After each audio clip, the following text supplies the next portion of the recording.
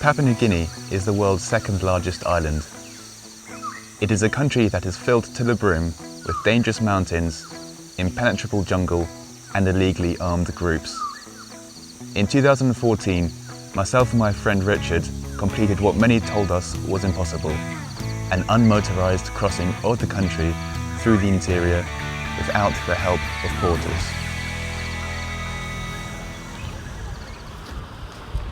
We wanted to go to the very, very most northern point of the country to start the expedition, and this is it. We're going to go for a swim in the sea. From here on in, it's all the way south to Daru. Well, I suppose that every journey starts with the first step, and this is our one. We're off to Bawani now, so right, here we go. Let's go. Let's go. So this now is the start of the bush track, start of the path that we'll be following all the way over the Star Mountains in the middle of the island. After 2 years of planning, we're finally in the jungle. However, we quickly realised that the secret to success in this environment is agility. With 40 kilograms on our backs, log crossings are fraught with danger. So many logs we're going over. The logs are the issue because we're not very stable on it. Our big clumpy boots and the wet surface just make it makes it so prone for us going over. So after today, both of us are feeling a little down, if you like. We need to get rid of some kit to make it lighter, because at the minute we're just an accident waiting to happen. Imagine if you had 10 or 15 kilos. It'd be amazing, wouldn't it? Jumping all over the shop. Yeah. It'd be like... You'd like be Action Man or something if we had 15 kilos. If we were to carry on with the amount of kit we have, we're quite likely not going to come out the other side. We've been getting rid of a lot of stuff, mainly stuff for the camera. With our lighter 35 kilogram bags, we walk, crawl, and at times slide deeper and deeper into the bush. The locals we meet here seem to possess skills long lost in our own Western civilization, as our newfound friend Adam shows us. Well, Adam, what do you use the bow for? This one? Yeah. For pigs. Pigs. Adam also used the arrow to get a deer. Yeah. We didn't even know there were deer in Papua New Guinea. We tried. You sure? Yeah. you try. Do I need to pull it back more? Yeah. When you pull it, you take the turn off and then you pull it. Okay. Oh, good try. I don't think I could kill a fly with that. Right, go for it.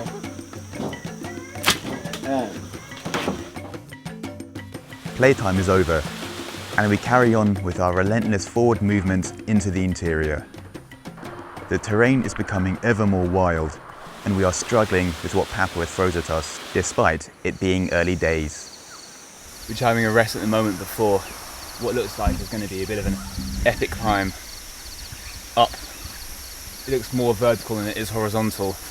In the last 24 hours we've had leeches all over us, like in our hair, on our faces, crawling up all over our bags and everything.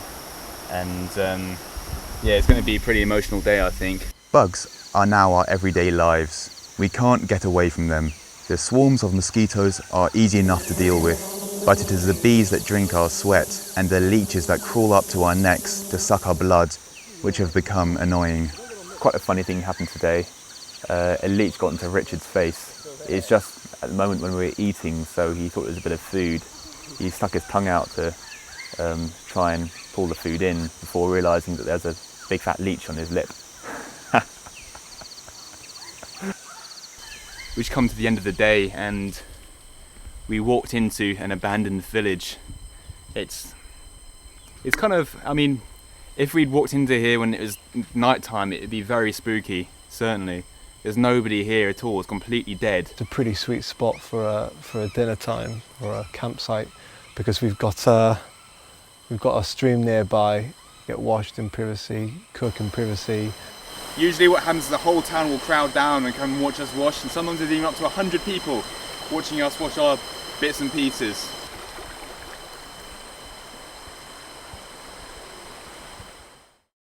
The further we get from the coast, the fewer people we see. We are now at the point where the bush tracks are disappearing.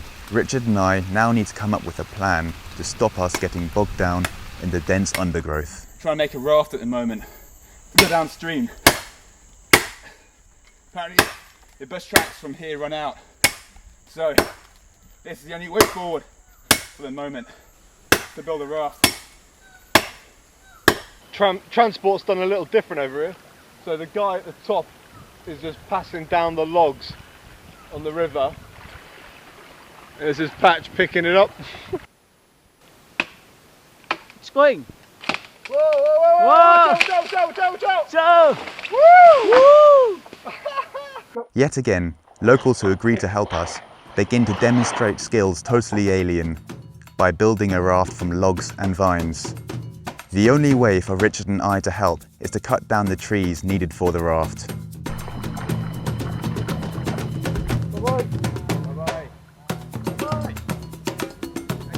We now have some downtime as we drift without paddles. But that doesn't go on for long. We quickly discover that controlling this rustic craft is more difficult and dangerous than anything else we've done so far. We had to look after the raft more often than it looks after us. Given that it has the weight and agility of an anvil, and we've got nothing to steer it other than sticks, we certainly have our work cut out.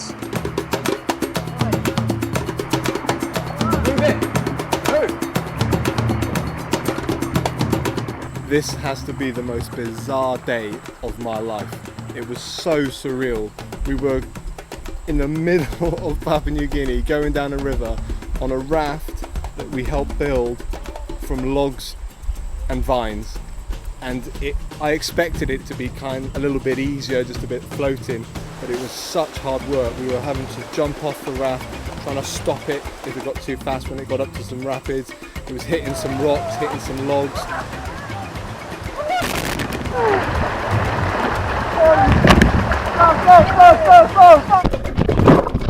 Other times we got curled up in a big rock pool. Patch went overboard. We were sliding. It was adventure at its fullest. I can't believe it lasted. I can't believe it.